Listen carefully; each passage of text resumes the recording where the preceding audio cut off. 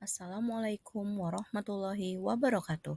Pada video kali ini kami ingin memaparkan tugas ruang kolaborasi 1.1.G.2 modul 1.1 kelas 32 sebagai fasilitator pembelajaran yaitu Bapak Rois Saifuddin Juhri dan pengajar praktik Bapak Pendi Kurniawan.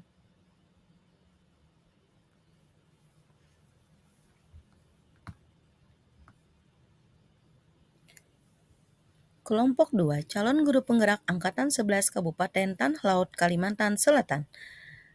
Ada Ibu Norita Susanti, Ibu Pida Ismaya, Ibu Irmayana, Bapak Abdurrahman Rifani, Bapak Hairullah, dan Bapak Muhammad Nur. Hasil diskusi kelompok kami tentang konteks sosiokultural di daerah yang sejalan dengan pemikiran Ki Hajar Dewantara. Tujuan pembelajaran khusus, peserta menemukan nilai-nilai luhur kearifan budaya daerah asal yang relevan menjadi penguatan karakter murid sebagai individu sekaligus sebagai anggota masyarakat. Untuk bahan diskusi yang akan kami bahas, pertama, apa kekuatan konteks sosiokultural di daerah Anda yang sejalan dengan pemikiran Ki Hajar Dewantara?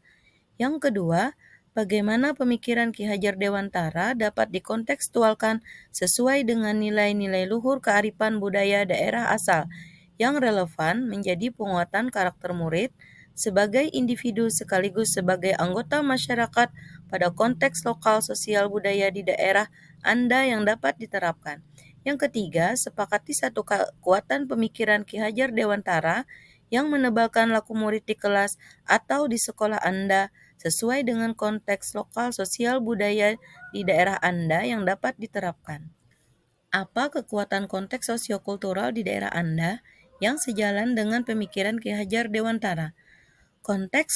Kekuatan konteks sosial kultural di daerah kami yang sejalan dengan daerah kami adalah pendidikan itu adalah benih-benih kebudayaan yang dapat mengantar peserta didik kita pada budi pekerti, yaitu olah cipta, olah rasa, dan karsa yang luhur.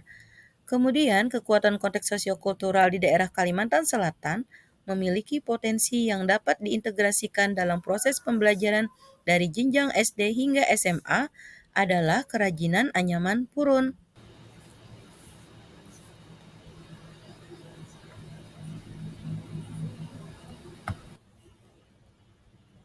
Anyaman berbahan dasar purun. Kalimantan Selatan sebagai daerah yang memiliki dataran rendah berair seperti sungai, danau, dan rawa, banyak ditumbuhi berbagai jenis tumbuhan liar, di antaranya tanaman purun. Tanaman purun tumbuh subur hampir di seluruh Kalimantan Selatan. Selain dimanfaatkan untuk keperluan hidup sebagai bahan baku anyaman, purun juga memiliki makna bagi perilaku manusia. Hal ini menunjukkan bahwa tumbuhan ini sangat dekat dengan kehidupan sehari-hari dan memberikan inspirasi bagi kearifan budaya masyarakat Kalimantan Selatan. Jenis purun yang tumbuh di Kalimantan Selatan terdiri atas purun danau dan purun tikus. Tumbuhan purun oleh masyarakat Kalimantan Selatan telah dimanfaatkan sebagai kerajinan rumah tangga antara lain tikar, tas, topi, bakul, sejadah, hiasan dinding, dan aksesoris lainnya. Berikut ini adalah proses pembuatan anyaman purun yang dilakukan oleh peserta didik di tingkat SMA. Khususnya di sekolah kami di daerah Tanah Laut pada waktu pelajaran P5, yaitu Profil Pelajar Pancasila. Apa kekuatan konteks sosiokultural di daerah Anda yang sejalan dengan pemikiran Ki Hajar Dewantara?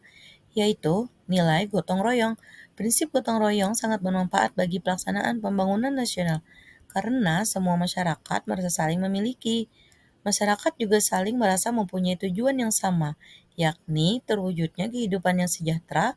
Dengan bergotong royong, segala program pembangunan yang dicanangkan oleh pemerintah akan dapat dilaksanakan dengan baik tanpa adanya gangguan yang disebut oleh ketidakharmonisasian masyarakat. Beberapa contoh kegiatan gotong royong yang ada di masyarakat di Kabupaten Tanah Laut, Provinsi Kalimantan Selatan adalah membersihkan tempat ibadah, membersihkan lingkungan desa, dan membersihkan selokan atau parit. Nilai-nilai luhur kearifan budaya daerah yang relevan dengan pemikiran Ki Hajar Dewantara, yaitu religius, budi pekerti, peduli, kreatif, toleransi, dan gotong royong. Bagaimana pemikiran Ki Hajar Dewantara dapat dikontekstualkan sesuai dengan nilai-nilai luhur kearifan budaya daerah asal yang relevan menjadi kekuatan karakter murid sebagai individu sekaligus sebagai anggota masyarakat pada konteks lokal sosial budaya di daerah. Yang pertama, sambut siswa, di mana pendidik mampu memberikan teladan tentang kedisiplinan dengan datang tidak terlambat dan memberikan contoh untuk selalu menyapa dan memberi salam ketika bertemu. Hal ini sesuai dengan keteladanan Ki Hajar Dewantara dengan semboyan Ingarso Sung Tolada. Kegiatan ini juga bisa menerapkan 5S, yaitu salam, sapa, senyum, sopan, dan santun, sehingga anak memiliki budi pekerti yang luhur dengan sesama.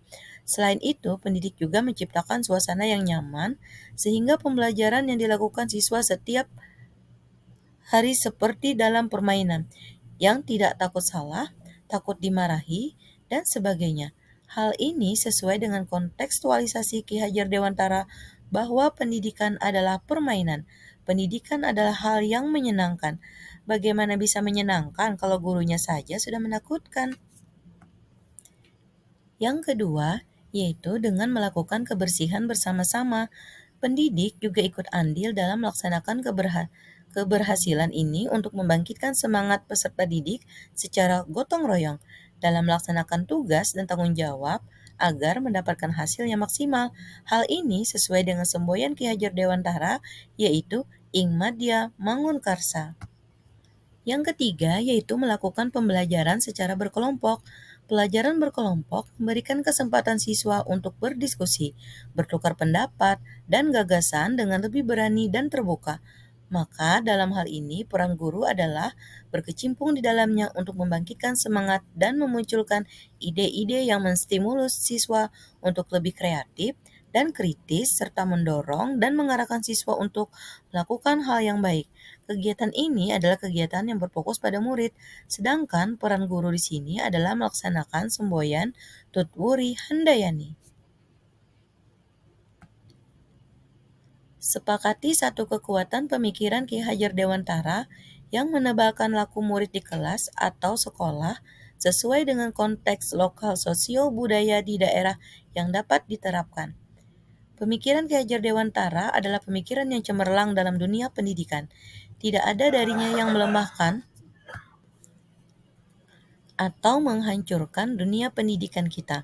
Namun, dari sekian banyak pemikiran Ki Hajar Dewantara, kelompok kami menyepakati satu pemikiran Ki Hajar Dewantara yang mempunyai kekuatan untuk menebalkan laku murid di kelas kita, yaitu pemikiran tentang pendidikan adalah menuntun. Menuntun siswa sesuai kodratnya tanpa paksaan dengan diwujudkan dalam Ingarso Sung Tolada, Ing Madya Mangun Karsa, Tutwuri Handayani. Dengan menebalkan tingkah laku sesuai dengan konteksnya, diharapkan mampu membentuk karakter siswa dan menghindari munculnya jiwa-jiwa negatif.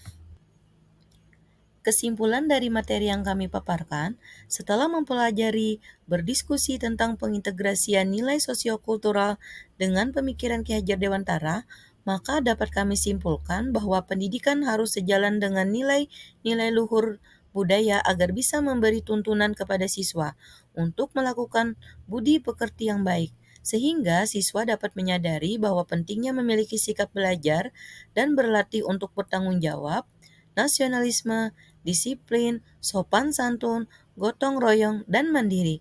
Apabila kita sebagai seorang pendidik sudah memberikan tuntunan yang baik, maka siswa bisa belajar dengan rasa merdeka, nyaman, dan menyenangkan.